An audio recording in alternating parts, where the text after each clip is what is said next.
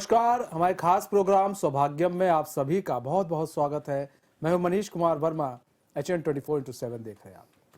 दोस्तों, हम आपको सौभाग्यम के माध्यम से हर एपिसोड में कुछ ना कुछ नया बताते हैं। जैसा कि पिछले एपिसोड में हमने बताया कि गुरु पूर्णिमा क्यों मनाई जाती है। आज 4 जुलाई है, यानी कि श्रावण मास आज से लग जाएगा। तो आज हम जानेंगे कि सावन का महीना हमारे लिए कितना महत्व रखता है, सावन हमारे जीवन में कितना महत्व रखता है। और इसको बताने के लिए एक बार फिर से हमारे साथ जुड़ चुके हैं अध्यात्म गुरु जितेंद्र महाराज जी। स्वामी जी, स्वागत है एक बार फिर से HNN में आपका। नमस्कार जी। तो स्वामी जी, हम सवालों की तरफ बढ़े उससे पहले हम चाहते हैं आज का पंचांग आप दर्शकों को बता दें। जी बिल्कुल, आज 4 जुलाई है सन 2023। सूर्योदय का समय 5:27 पे है और सूर्यास्त का समय 7:22 पे है। तिथि प्रतिपदा है, नक्षत्र पूर्वाषाढ़ है। आज के जो नक्षत्र आ रहे हैं पूर्वाषाढ़ भी है, उत्तराषाढ़ भी आ रहा है और श्रवण मास भी लग रहा है इसमें। तो आज का जो राहु काल है 3:52 से लेके 5:32 तक रहेगा। स्वामी जी, हम ये जानना चाहेंगे कि सावन का महत्व क्या है, मतलब विशेषता क्या है सावन की। हम लोग जानते तो हैं सावन के बारे में, लेकिन उसकी विशेषता क्या है वो थोड़ा बताइए दर्शकों को। सावन जो है, जो हमारे भारत की एक संस्कृति है। सावन का जो विशेषकर महत्व होता है तो उसमें महादेव भगवान शिव की विशेष पूजा होती है। और जो सावन मास आता है तो महादेव की पूजा के लिए ही आता है। कहते हैं कि महादेव इस सावन में, कहते हैं कि महादेव सावन में पृथ्वी पे वास करते हैं। तो इस सावन की बहुत सारी खास विशेषताएं हैं। पहली विशेषता यह है कि ये सावन 2 महीने के लिए चल रहा है, कि 4 जुलाई से लेकर 31 अगस्त तक ये सावन रहेगा। दूसरा, पहली विशेषता ये हो गई। दूसरी विशेषता इसमें हो गई कि इसमें अधिक मास भी इसी वर्ष आ गया सावन में ही। तीसरा इसमें हो गया कि ये मंगलवार से शुरू हो रहा है तो सावन में मंगला गौरी माता की भी पूजा होती है। तो ये 3 विशेषता हो रही है और इसके हिसाब से भी बहुत सारी विशेषताएं हैं, इसको आगे प्रोग्राम में बताएंगे। तो चलो मैं आपको बताता हूँ कि पहले इसमें आपको अधिक मास के बारे में, कि भाई अधिक मास होता क्या है जी। अधिक मास हमारे सावन में भी आ रहा है। तो अधिक मास का मतलब होता है कि जो हमें 1 महीना हमारे 3 साल के बाद एक साल ऐसा आता है। 3 साल के बाद 3 साल के बाद 1 साल ऐसा आता है जिसमें हमारा 1 महीना बढ़ जाता है हमारे वैदिक कैलेंडर के हिसाब से। अब ये बढ़ता कैसे, मैं इसके बारे में, इसकी गणना के बारे में बताता हूँ जी। कहते हैं कि जो हमारे साल का जो वर्ष, जो हमारे भारतवर्ष में या जो हमारे इंग्लिश कैलेंडर के हिसाब से जो साल होते हैं इसमें 365 दिन होते हैं। लेकिन अगर हम देखें तो चंद्रमास की गणना के हिसाब से हम इसको देखें तो इसमें हम 354 दिन की गणना के हिसाब से लेके चलते हैं। तो हमारी जो सनातन संस्कृति के हिसाब से, चंद्र गणना के हिसाब से एक साल में 354 दिन होते हैं, 354 दिन। इंग्लिश कैलेंडर के हिसाब से हमारे 365 दिन होते हैं। तो चंद्र गणना के हिसाब से देखा जाए तो इसमें से 11 दिन हमारे कम हो जाते हैं। तो इसी तरीके से 11 दिन का हमारा फर्क पड़ जाता है। तो इसी तरीके से 3 साल में 3 बार आता है, 11 या 33 मतलब 1 महीना हमारा बढ़ गया। तो जो हमारी ये गणना के चंद्र गणना के हिसाब से जो हमारे 11 हर साल में जो 11 दिन बचते हैं तो एक तीसरे साल में ही 33 दिन बन जाते हैं।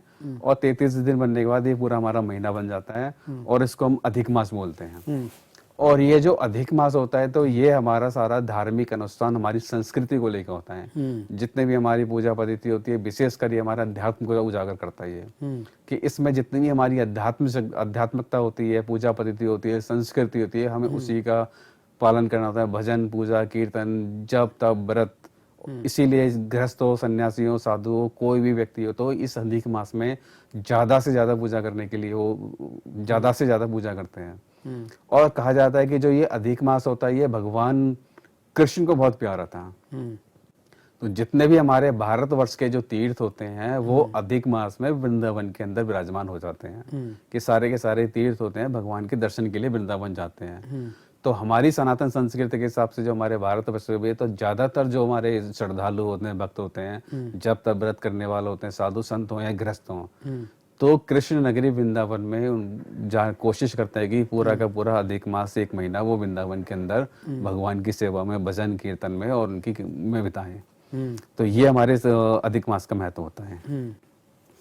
अच्छा, सावन का महत्व क्या है गुरुजी? सावन का महत्व क्या है? सावन का महत्व ये होता है कि जो सावन होते हैं, सावन में महादेव की विशेष पूजा होती है। इसको हम चतुर्मास भी बोलते हैं।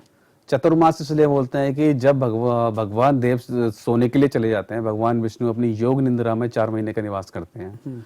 जब 4 महीने का निवास भगवान करते हैं तो संसार की जितनी भी भागदौड़ होती है, जितने भी कार्य होते हैं बाहर संसार के, वो सारे के सारे भगवान शिव के द्वारा ही पूर्ण होते हैं।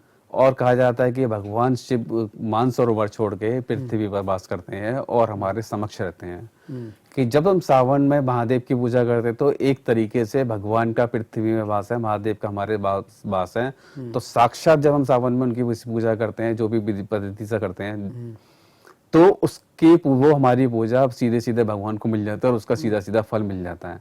एक तरीके से देखा जाए तो प्रत्यक्ष रूप में भगवान हमारे साथ हमारे समक्ष विराजमान होते हैं और जो हम क्रिया करते हैं पूर्णतः उनको प्रत्यक्ष रूप से मिल जाती है। अच्छा, चतुर्थ मास होता क्या है?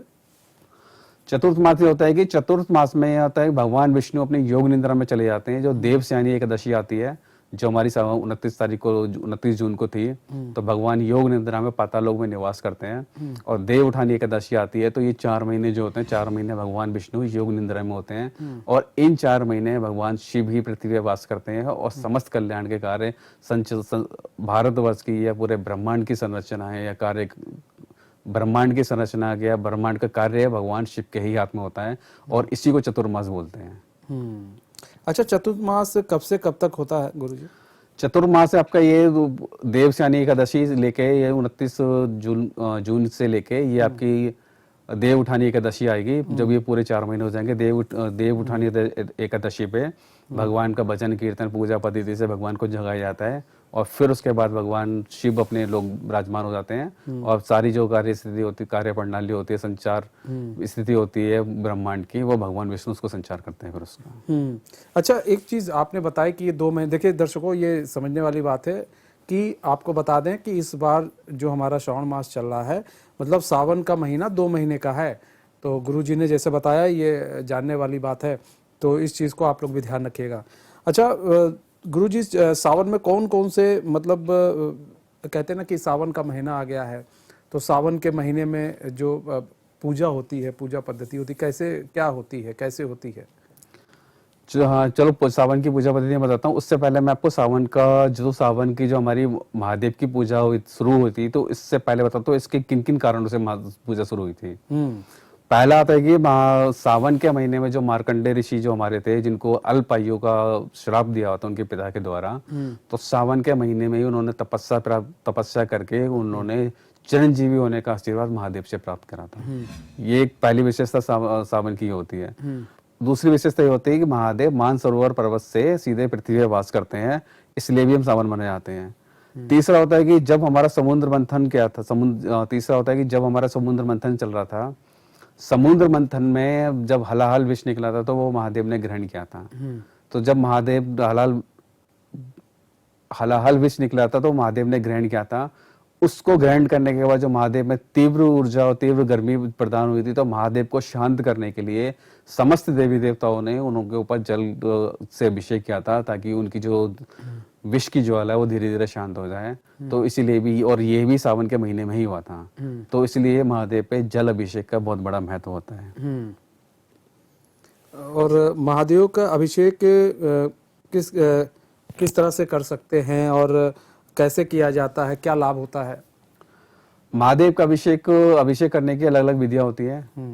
कि पहला होता है कि साधारण जल से भी कर सकते हैं, दूसरा गंगा जल से भी कर सकते हैं, तीसरा हम फलों के रस से भी कर सकते हैं, चौथा हमारा दूध का भी अभिषेक होता है, दही का भी अभिषेक होता है, घी का भी अभिषेक होता है, चंदन का भी अभिषेक होता है।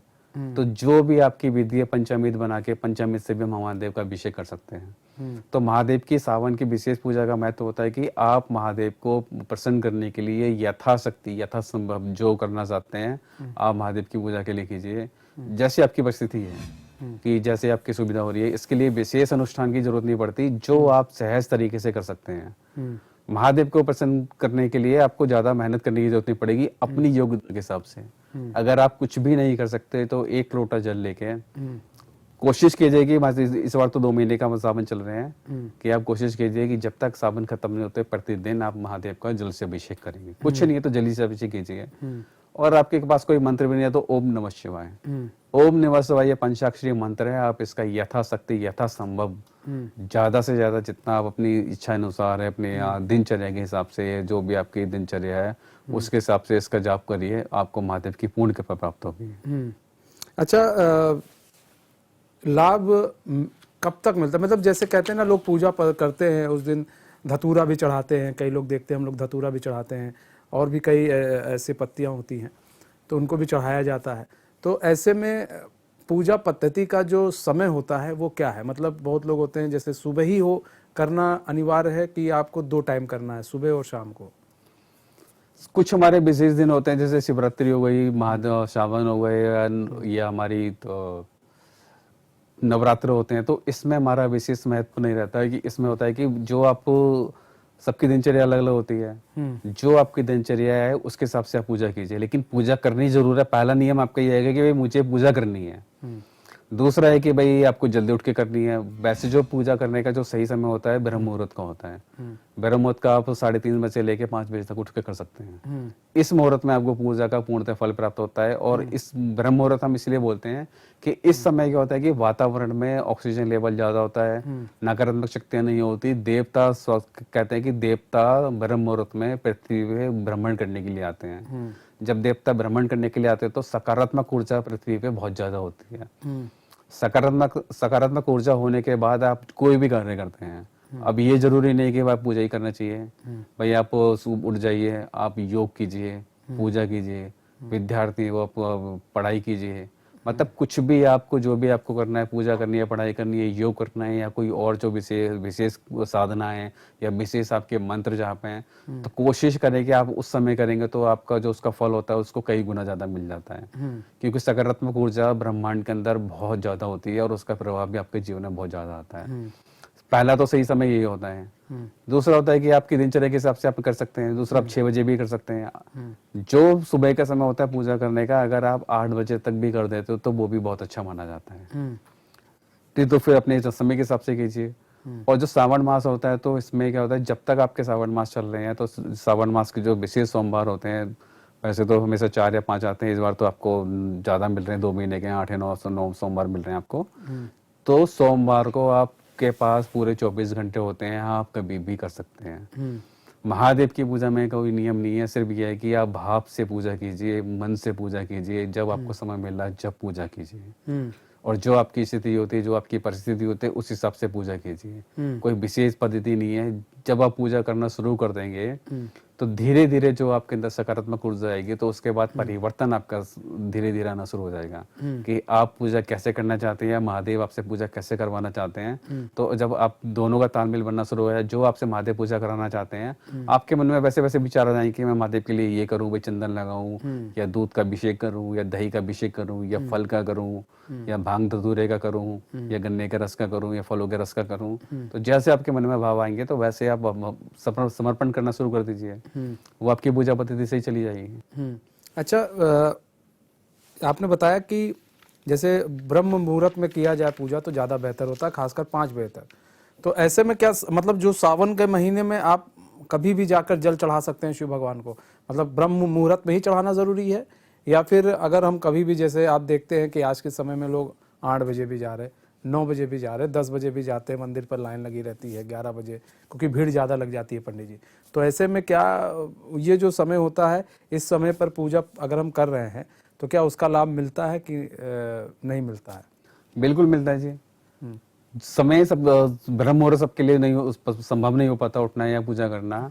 तो सावन मास के आपके पूरे, जब तक आपके सावन मास चल रहे हैं, जब तक भगवान का वास पृथ्वी पर ही है, आप 24 घंटे कभी भी कुछ पूजा कर सकते हैं। इसमें कोई नियम नहीं होता। सावन मास में विशेषकर ये होता है कि आपके पास पूरे के पूरे 24 घंटे हैं और पूरे 24 घंटे आपके समान रूप से हैं। क्योंकि नियम और समय पाबंदियां उनके लिए होती है जो साधक होते हैं, क्योंकि उनको विशेष चाहिए होता है भगवान से। तो विशेष जब चाहिए होगा तो विशेष हमें समय भी देना पड़ेगा, और विशेष हमें परिस्थितियां भी देनी पड़ेंगी, और विशेष हमें मंत्र भी उसका इस्तेमाल करना पड़ेगा। लेकिन ये विशेष उनके लिए। लेकिन जब आप ग्रस्त में हो, आपकी दिनचर्या है कि आपको परिवार का पोषण भी करना है, पालन भी करना है, तो जो आपकी दिनचर्या है गृहस्थ में रहने के, आप साधारण तरीके से पूरे मन के भाव से जैसे पूजा करोगे, पूरे सावन 24 घंटे पूरे महीने, इस बार 2 महीने हैं, जो मन में आता है जैसे मन में आता है वैसे भगवान की सेवा कीजिए, आपको पूर्ण फल मिलेगा।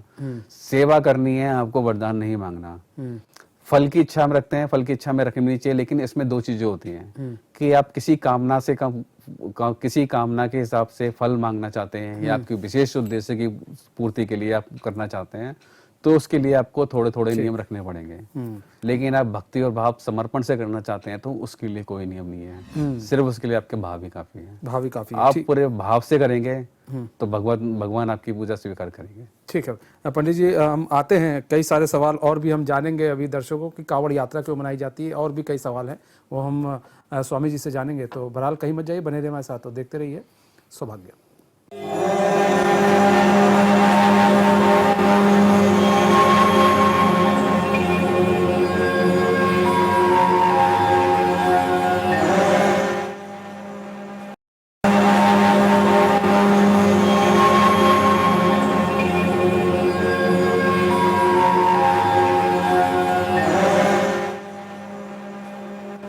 ब्रेक के बाद फिर स्वागत है आप सभी का हमारे खास प्रोग्राम सौभाग्य में। दोस्तों, हम गुरु जी से और सवाल पूछें, उनसे जाने सावन के बारे में, कांवड़ यात्रा के बारे में। उससे पहले आपको बता दें, किसी भी एस्ट्रोलॉजर को या किसी अध्यात्म गुरु को, किसी टेरो कार्ड रीडर को अगर हमारे साथ जुड़ना है और हमारे इस कार्यक्रम का हिस्सा बनना है तो टीवी स्क्रीन पर नंबर चल रहा है, मेल आईडी चल रही है, आप उससे हमें संपर्क कर सकते हैं। पंडित जी, महादेव पृथ्वी पर वास करते हैं ऐसा आपने कहा, तो क्यों करते हैं ये भी हम जानना चाहेंगे। दर्शकों को बताइए कि महादेव पृथ्वी पर वास क्यों करते हैं।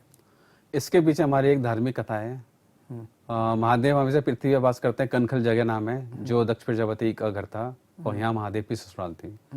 छोटी सी इसके पीछे कथा, मैं आपको छोटी सी कथा सुनाता हूँ पहले तो, कि दक्ष प्रजापति की पुत्री थी माता सती, तो उनका विवाह महादेव के साथ हुआ था। किसी भी कारणवश से महादेव और दक्ष प्रजापति में द्वेष आ गया था। दक्ष प्रजापति ने यज्ञ कर रहा था तो महादेव को निमंत्रण नहीं दिया था, पर उनकी महादेव माता सती उनकी बिना अनुमति के, बिना आज्ञा के दक्ष प्रजापति के यज्ञ में आ गई थी। तो यहाँ पे यहाँ पर माता सती ने अपनी देह छोड़ दी थी।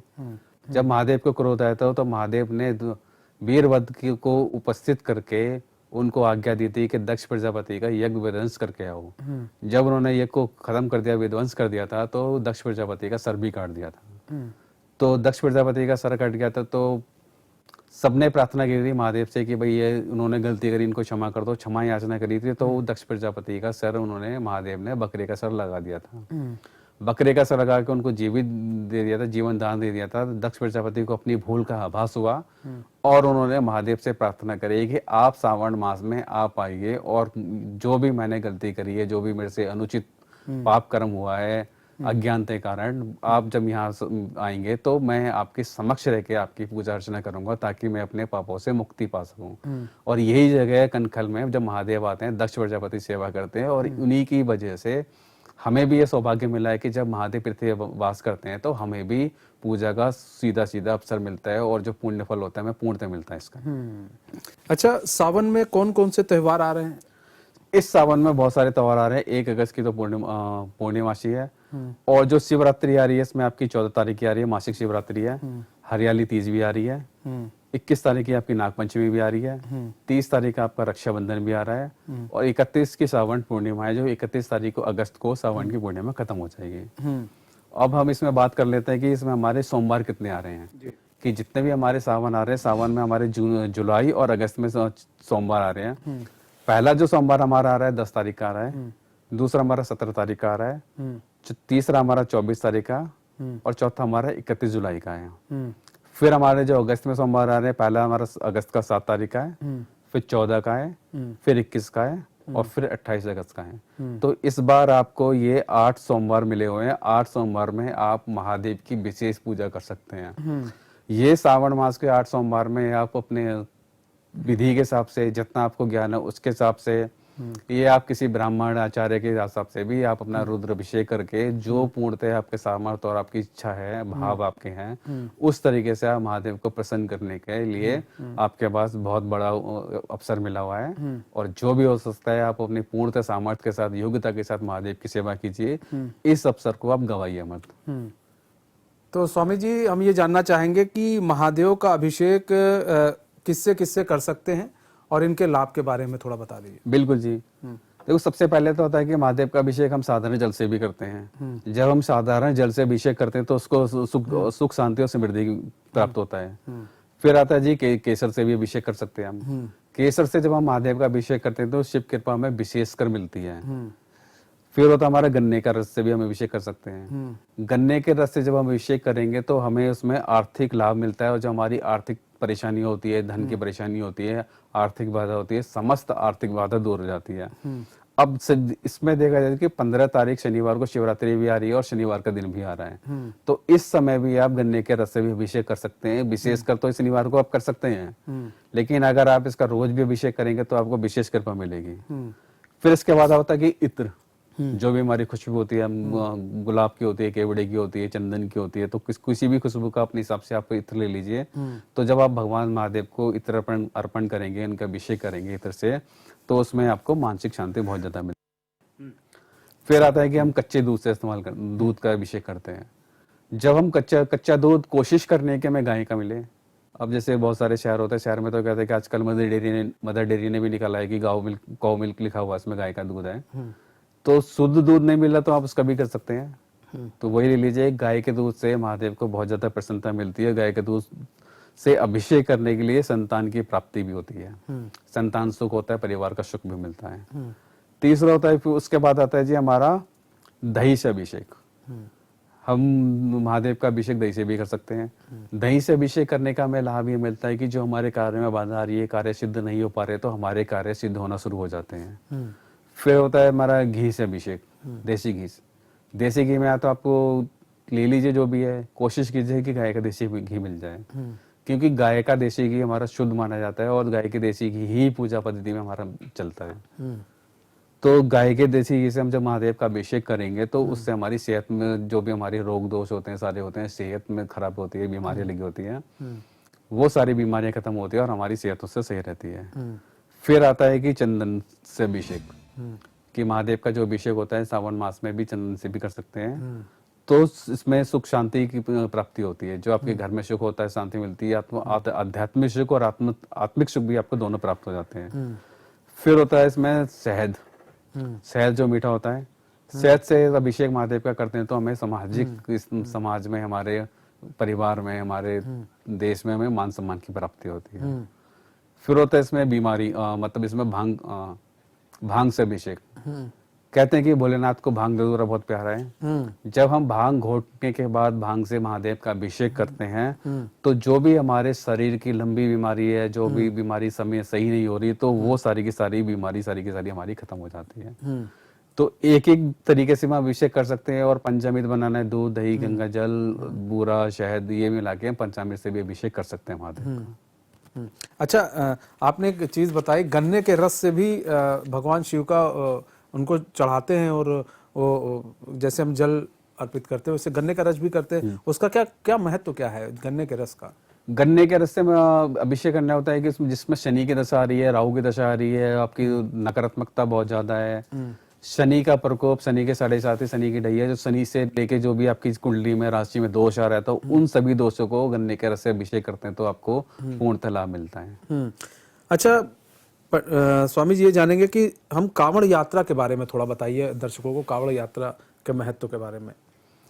कांवड़ यात्रा महादेव की सेवा के लिए एक तरीका होता है कि गंगा जल हम अपने भर के लेके आते हैं और विशेष तिथि पे महादेव को समर्पण करते हैं। तो जो हमारी कांवड़ यात्रा 4 जुलाई से शुरू हो रही है और ये 4 जुलाई से 31 अगस्त तक हमारी कांवड़ यात्रा चलेगी। तो पहला जो हमारा कांवड़ यात्रा के लिए आ रहा है वो हमारा मंगलवार से शुरू हो रही है। तो मंगलवार से आप अपनी कांवड़ यात्रा शुरू कर सकते हैं। और ये जो कांवड़ यात्रा शुरू होती है ऋषिकेश से भी होती है, हरिद्वार से भी होती है, कुछ लोग गंगोत्री से भी लेके आते हैं। तो वहां से अपना गंगा जल भरते हैं 2 पात्र में और एक डंडे के आगे पीछे लगा के कांवड़ बना के उसको कंधे पे लेके, कुछ लोग पैदल यात्रा भी करते हैं, कुछ लोग डाक कांवड़ भी करते हैं। तो अपने अपनी सुविधा के हिसाब से अपने अपने आस्था, विश्वास, समर्पण भाव जैसे भी करते हैं तो इस यात्रा से कर सकते हैं वो। स्वामी जी, अब बात कर लेते हैं कि कांवड़िए जो जल लेकर जाते हैं और कई लोग बहुत ज़्यादा जल लेकर जाते हैं, ऐसे में जल वो लोग चढ़ाते हैं, अर्पित करते हैं शिव शंभू को, लाभ क्या मिलता है? और क्या एक बार कांवड़ यात्रा ले जाने से उनको लाभ मिलता है कि नहीं मिलता है? या फिर कहे कि कितनी बार कांवड़ ले जाना चाहिए? कई लोग होते हैं, देखते हैं सालों सालों लेकर जाते हैं, अपनी अपनी तरह की मनौतियाँ होती हैं, लेकिन अगर कोई मनौती मांगता है तो वो मनौती कितने दिन की होनी चाहिए, किस तरह होनी चाहिए? कांवड़ यात्रा, कांवड़ का तो विशेषकर ये होता है कि आपको गंगा जल लेके जाना है। गंगा जल आपको शिवरात्रि में महादेव को अर्पण करना है। और गंगा जल जब आप लेके जाते हैं, पैदल यात्रा करते हैं, जैसे भी यात्रा करते हैं, तो ये महादेव को कांवड़ यात्रा बहुत प्रिय है कि एक महादेव की प्रसन्नता के लिए एक सुगम और सरल मार्ग है ये कि आपने गंगा जल लिया, हरिद्वार, ऋषिकेश, गंगोत्री से आप गए, आपके जो स्थान के, जो आप जिस स्थान पे रहते हैं वहां पे जो मंदिर है, आपने गंगा जल उसको चढ़ाया, महादेव की सेवा करी, तो महादेव की प्रसन्नता के लिए होता है। अब इसमें आपकी इच्छा होती है कि भाई आपको कितना लेके जाना है, ये अपने विषय होता है कि भाई मुझे 1 लीटर लाना है, 2 लीटर लाना है, या कल से लेके जाना है, जो भी आपकी सामर्थ्य होता है, इच्छा होती है, अपने हिसाब से होता है। और जितने भी आप करते हैं कि कोई सालों साल जाता है कि उस पर कोई सालों साल चलता है, तो इसमें ये होता है कि भाई आप किस तरीके से सेवा करना चाहते हैं, आपके मन के भाव कैसे हैं। तो ये प्रति व्यक्ति के भाव अलग अलग होते हैं। पर मैं आपसे इतना ही कहना चाहूंगा, जो आपको सहज और साधारण तरीके से पूजा करेंगे उसमें आपको ज्यादा फल मिलेगा। कुछ वैसे भी होते हैं कि इतना ज्यादा भार लेके जाते हैं कि वो उठाना सहज नहीं होता उनके लिए, उसके लिए इसी कारण से वो सहज, कुछ लोग इतना जल लेके जाते हैं कि उठाना उनके लिए सहज नहीं होता। इस कारण से कई बार क्या होता है कि वो कांवड़ उनकी खंडित भी हो जाती है। तो पूजा पद्धति का, देवी देवता को प्रसन्न करने का एक साधारण सा मंत्र यही है, एक तरीका यही है कि जो सहज तरीके से आप पूर्ण उसको कर दोगे, वही आपकी पूर्ण माना जाता है कि वही आपका पूर्ण हो गया। किसी भी कारण से अगर वो खंडित हो जाते हैं या दूषित हो जाते हैं या पूर्ण नहीं कर पाते तो उसका नकारात्मक प्रभाव लगता है, उसका दोष लगता है। तो मैं तो इतना ही कहना चाहूंगा, जो सहज और जो पूर्ण रूप से, जो आपकी मानसिक तरीके से, शारीरिक तरीके से आपको सहज हो, जिसमें बाधा ना हो और जिसमें किसी रुकावट के कर सकते हैं, तो आपको वही काम करना चाहिए। मतलब कुल मिलाकर स्वामी जी, मतलब जो कांवड़ यात्री हैं वो जो है सहज तरीके से कांवड़ लेकर जाए, ज्यादा भार ना ले, लोड ना ले। अगर खंडित हो जाएगा तो कोई आपका फायदा नहीं रहेगा और आपका पूरा जो आपने मेहनत की है वो भी बेकार हो जाएगी। भगवान भी ये नहीं कहते हैं कि अपने ऊपर बल दीजिए, भगवान कहते हैं ठीक है, आस्था है, आस्था को सहज तरीके से कीजिए ताकि आपकी आस्था भी भगवान तक पहुंच सके, भगवान आपको सुन सकें और समझ सकें, आपकी आस्था को भी वो भी तब नमन करेंगे। बहुत बहुत धन्यवाद गुरु जी हमारे साथ जुड़ने के लिए और अपना बहुमूल्य समय देने के लिए एक बार फिर से।